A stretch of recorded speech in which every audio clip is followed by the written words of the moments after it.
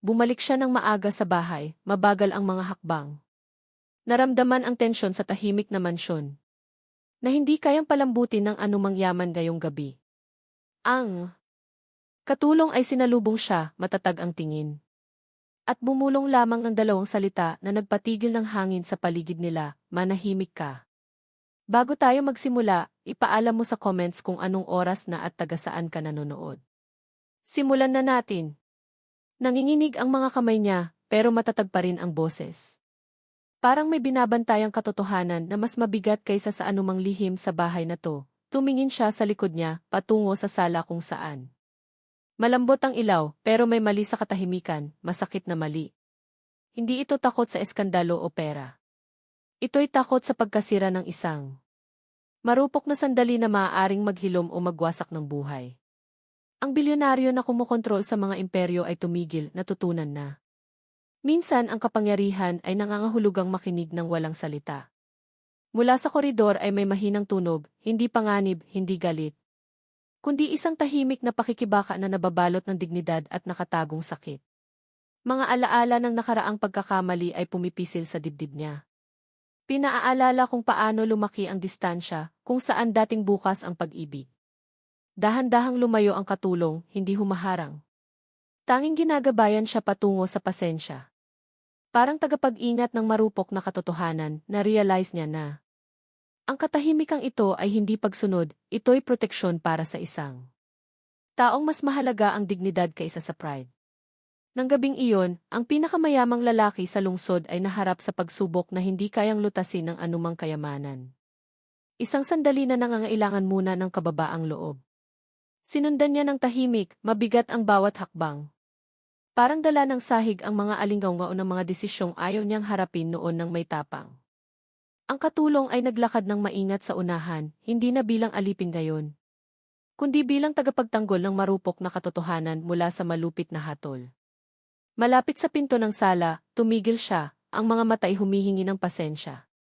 Ang katahimikan niya ay mas malakas kaysa sa anumang binigkas na babala. Sa loob, inilipat ang upuan, nilinis ang espasyo ng marahan. Parang naghahanda para sa sandali ng dignidad, hindi awa.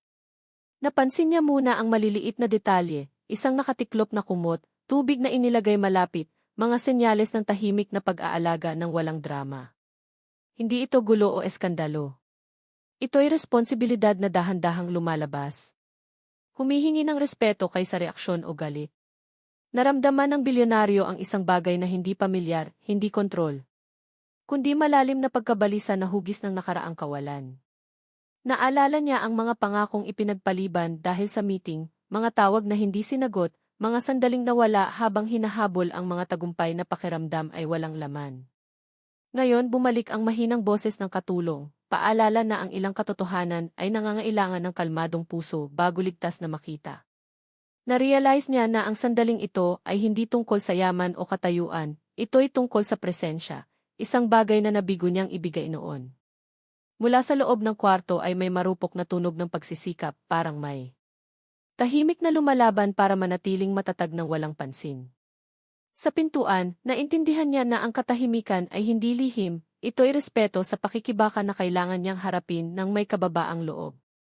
Pumasok siya ng dahan-dahan, matatag ang hininga, nakikita ang lakas kung saan inaasahan niya ang kahinaan, at nahawakan ng hiya ang kanyang protektadong puso ng malalim.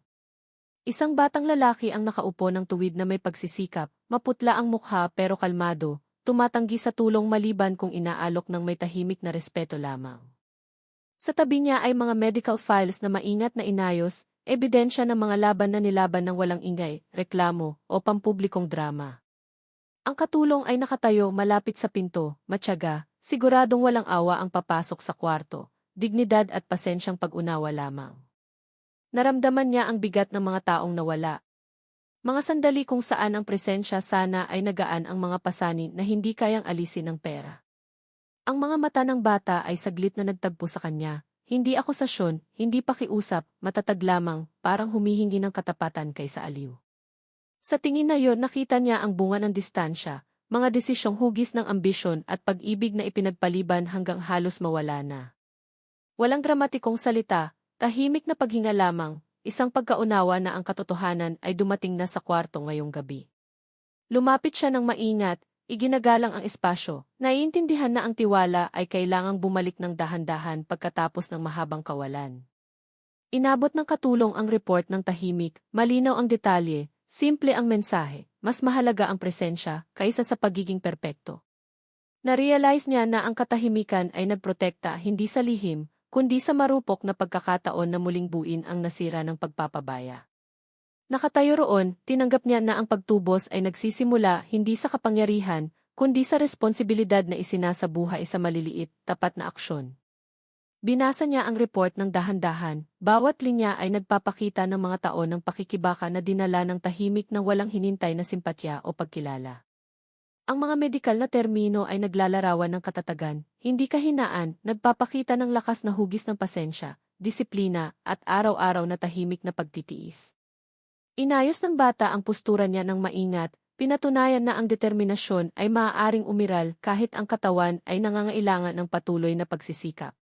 Mahinang nagsalita ang katulong, ipinaliwanag na matatag ang pag-aalaga, pero ang presensya mula sa pamilya ang nawawalang suporta sa lahat ng oras. Muli niyang naramdaman ang pagsisisi, hindi malakas, pero mabigat, parang katotohanang naninirahan kung saan dating komportable ang pagtanggi. Walang sisihan sa kwarto na to, ebidensya lamang na ang pag-ibig na naantala ay naghihintay pa rin. Umaasa na may pipiliing manatili ng buo, napansin niya ang maliliit na drawing sa mesa, simple na eksena ng tahanan, bawat isa'y kulang ang figura na dapat katabi. Ang mga bakanting espasyong iyon ay nagsasalita ng higit sa salita, paalala na ang kawalan ay nag-iiwan ng hugis na hindi kayang burahin ng panahon lamang ng marahan. Kalmadong hinawakan ng bata ang tubig, tumatanggi sa tulong, ipinapakita ang pride na hugis hindi ng ego, kundi ng dignidad na natutunan sa hirap. Tahimik na pinanood ng katulong, ang kanyang pag-aalaga ay nakaugat sa respeto, pinoprotektahan ang kalayaan habang nag-aalok ng suporta kapag talagang kailangan. Naintindihan niya ngayon kung bakit mahalaga ang katahimikan, dahil madaling masira ang marupok na tiwala sa ingay, hatol, o bigla ang drama. Sa tahimik na kwarto na iyon, isang ama ang humarap sa katotohanan ng malinaw. Na-realize na ang pagtubos ay nagsisimula kapag pinalitan ng presensya ang distansya ng tapat. Inilagay niya ang report ng marahan, pinili ang kalmado kaysa reaksyon. Naiintindihan na ang sandaling ito ay nangangailangan ng kababaang loob, hindi otoridad. Tahimik na pinanood siya ng bata, sinusukat ang katapatan sa aksyon, hindi sa pangakong huli na binigkas. Hinila niya ang upuan ng malapit at umupo, hindi sa itaas, hindi malayo, kundi katabi, tinatanggap ang pagiging pantay sa ibinahaging responsibilidad. Muli na puno ng katahimikan ang kwarto. Pero iba na ngayon, parang espasyong nagbubukas para makahinga ang tiwala ng walang takot. Sa wakas ay nagsalita siya ng mahina, hindi para ipaliwanag ang nakaraan, kundi para aminin ang kawalan at ang halagang tahimik na nilikha nito. Mula sa pintuan, nakikinig ang katulong, nakatago ang pag-ibig sa matatag niyang postura, nakikita ang pagbabago sa dating pagtutol. Tumango ang bata ng isang beses, hindi pa patawad, pero pinapayagan ang presensya, isang marupok na tulay na nabubuo sa mga taon ng distansya. Sa labas ng bintana, nagniningning ang ilaw ng lungsod, paalala ng kapangyarihang biglang naging maliit sa harap ng tahimik na pagbabago. Na-realize niya na ang tagumpay ay nagtayo ng mga pader, pero ang pasensya ay makakagawa ng mga pinto. At ngayong gabi, nagbukas ang isa ng walang puwersa o yabang. Hindi na mabigat ang kwarto, honest na lamang, lugar kung saan nakatayo ang katotohanan ng kalmado, walang takot na matanggihan muli. Wala siyang ginawang dramatikong pangako, pagkakapare-pareho lamang, alam na ang pagtubos ay lumalago sa paulit-ulit na presensya sa ordinaryong sandali. Sa unang beses sa mga taon, ang katahimikan ay hindi pag-iwas, ito'y koneksyong dahan-dahang nabubuo sa pagitan ng dalawang protektadong puso. Dahan-dahang nagbago ang mga araw, nabuo ang mga routine kung saan dating tahimik na namumuhay ang distansya sa magkahiwalay na mundo. Mas maaga siyang umuwi bawat gabi, hindi inaanunsyo ng kapangyarihan, kundi ng presensyang inaalok ng walang inaasahan o drama. Una itong napansin ng bata, maliliit na pagkilala na pinalitan ang protektadong katahimikan ng maingat na pagtanggap na itinayo sa pagkakapare-pareho. Mula sa malayo, pinanood ng katulong ang pagsisikap na naging ugali, at ang ugali na humubog sa tahanan na dating pinamumunuan ng kawalan. Patuloy ang mga medikal na ehersisyo araw-araw, ngayon kasama ng matatag na suporta na humihingi lamang ng ibinahaging pasensya. Natuto siyang makinig ng higit sa pagsasalita, natuklasan na lumalago ang lakas kapag pinalitan ng atensyon ang kontrol sa marupok na sandali. Tahimik pa ring bumibisita ang pagsisisi, pero hindi na siya pinamumunuan. Responsibilidad na gumagabay sa mga desisyong ginawa ng may malay na pag-aalaga. Suble ang pagbabago sa mansyon, mas kaunti ang alinggaw, mas maraming buhay. Habang pinalitan ng tahimik na routine ang walang laman na karilagan sa lahat ng dako. Hindi bigla bumalik ang tiwala. Dahan-dahan itong nabuo, parang liwanag ng umaga pagkatapos ng mahabang gabi ng hindi binigkas na distansya. Kalmadong ibinahagi ng bata ang maliliit na tagumpay, bawat isa'y tinanggap ng may respeto, hindi pinapabigat, hindi ginagawang drama. Madalas na lumambot ang mga mata ng katulong, saksi sa pagkukumpuni, hindi sa pamamagitan ng pangako, kundi sa presensyang isinasabuhay araw-araw. Ang nagsimula bilang katahimikan ay naging koneksyon, pinatunayan na totoo ang pagbabago kapag nanatiling matatag ang aksyon lampas sa emosyon. Lumipas ang mga linggo ng may matatag na pagbabago. Hindi na sumasalamin ng distansya ang bahay, kundi humihinga na may ibinahaging tahimik na lakas. Inayos niya ang schedule ng walang anunsyo, pinatunayan na nagbabago ang prioridad kapag tinanggap ng buo ang responsibilidad.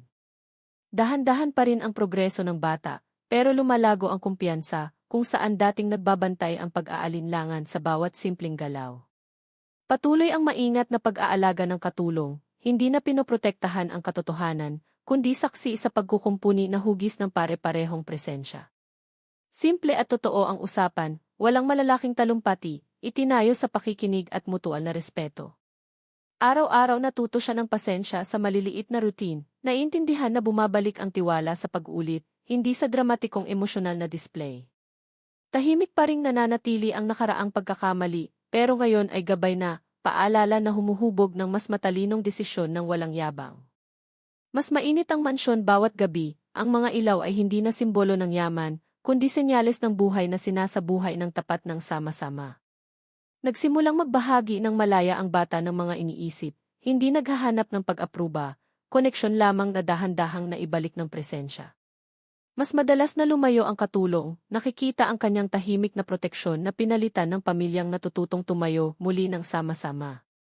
Narealize niya na ang pagtubos ay hindi isang sandali, ito ilandas na nilalakad araw-araw ng may kababaang loob at matatag na pangako palagi. Ang dating nangangailangan ng katahimikan para sa proteksyon ay nangangailangan na ngayon ng katapatan. Pinatunayan na nagpapalakas ang katotohanan sa mga ugnayan kapag hindi natakot ang pangunguna. Tahimik na nagbago ang mga panahon at ang bahay na dating puno ng distansya ay nagdadala na ng kalmadong hugis ng tapat na presensya araw-araw. Hindi na sinusukat ang tagumpay sa palakpakan sa labas, kundi sa tiwalang dahan-dahang lumalago sa loob ng mga dingding na dating binabaliwala. Mas may kumpiyansa ang galaw ng bata, lakas na itinayo hindi mula sa pressure, kundi mula sa suporta na inaalok ng walang kondisyon. Tahimik na may pagmamalaki ang katulong, ang kanyang babala noong gabing iyon ay memorya na nagprotekta sa dignidad ng pinakaimportante ito. Hindi nawala ang pagsisisi, pero nagbago ito sa gabay, paalala na dapat mabuhay ang responsibilidad lampas sa emosyon. Palagi. Naging natural ang usapan, hindi pinipilit, ipinapakita na bumabalik ang koneksyon kapag pinalitan ng atensyon ang otoridad at kontrol. Dahan-dahan, nagbago ang kahulugan ng katahimikan sa mansyon, hindi na mabigat, kundi mapayapa. Isang espasyo kung saan maaaring umiral ang katotohanan ng walang takot. Naintindihan niya na ang impluwensya ay humuhubog sa buhay, at ang presensya, hindi kapangyarihan, ang tumutukoy sa legacy na tunay na naaalala ng pamilya magpakailanman.